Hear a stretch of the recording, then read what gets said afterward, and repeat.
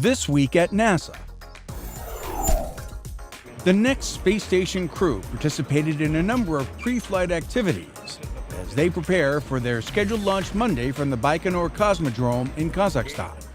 NASA flight engineer Katie Coleman and European Space Agency flight engineer Paolo Nespoli are seen completing their suited and unsuited fit checks in their Soyuz TMA-20 spacecraft. They, along with flight engineer Dmitry Kondratyev, will join their crewmates already aboard the complex, Commander Scott Kelly, and flight engineers Oleg Skropochka and Alexander Kaleri. Coleman, a veteran of 2 shuttle flights, is excited about spending 6 months on orbit. Getting to go on a shuttle mission is an amazing thing. Leaving the planet in the space shuttle, doing whatever work there is to be done, but it's short. And what I cannot wait for is to be up there and really live in space and be one of the people that helps carve our path forward as we learn how to live and work in space and go on to explore the universe. Coleman and her 2 Soyuz crew members are scheduled to lift off for the ISS at 2:09 p.m. Eastern on Wednesday. Launch coverage on NASA TV begins at 1:15 p.m. Eastern. And now, centerpieces. The first SpaceX Falcon 9 demonstration launch for NASA's Commercial Orbital Transportation Services program lifted off on Wednesday, December 8th from Launch Complex 40 at Cape Canaveral Air Force Station in Florida. 0. We have liftoff of the Falcon 9. Stage 1.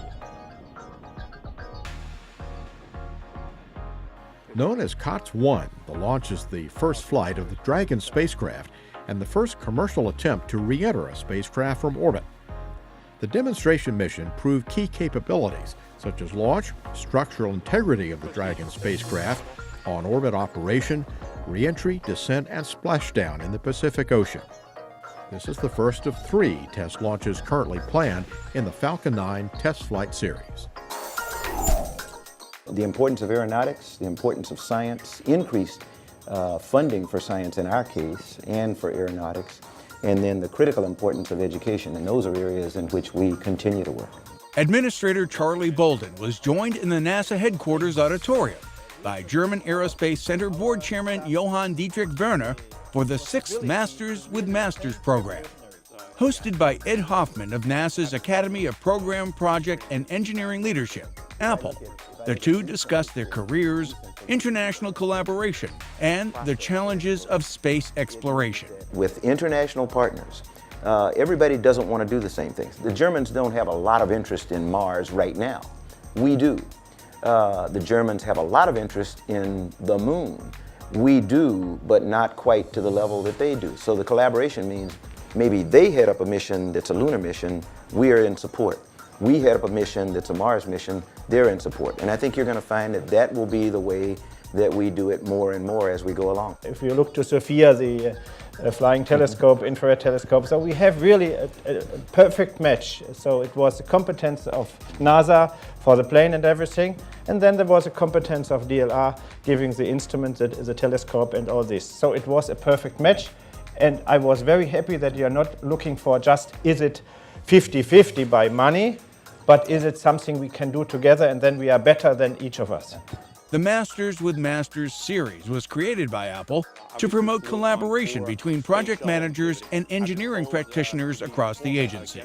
Open discussions like this are hoped to yield information and private insights useful to NASA's mission and well-being.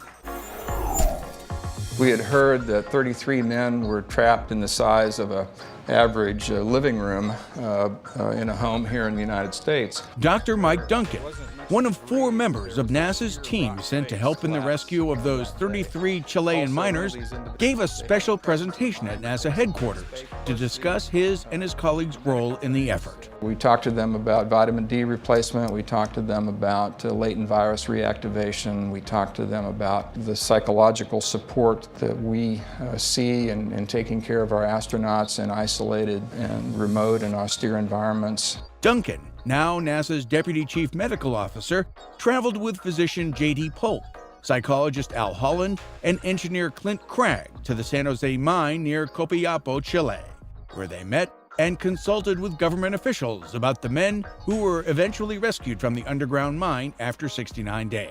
It's a little closer up view of the extraction capsule and showing you the angle at which this capsule transited, pretty much a straight shot down to the rescue chamber. And of course, this is what it was all about. The thrill of having these men reunited with their families was just really quite overwhelming at times. Duncan's pictures included those from a special recognition ceremony with President Obama in the Oval Office, acknowledging Americans involved in the rescue.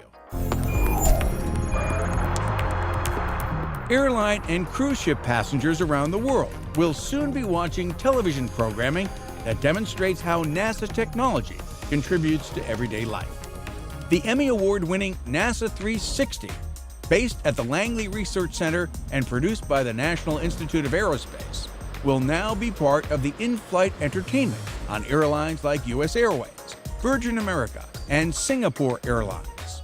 International cruise ships will also show the half-hour magazine-style program as part of their video entertainment lineup. And that's This Week at NASA. For more on these and other stories, log on to www.nasa.gov.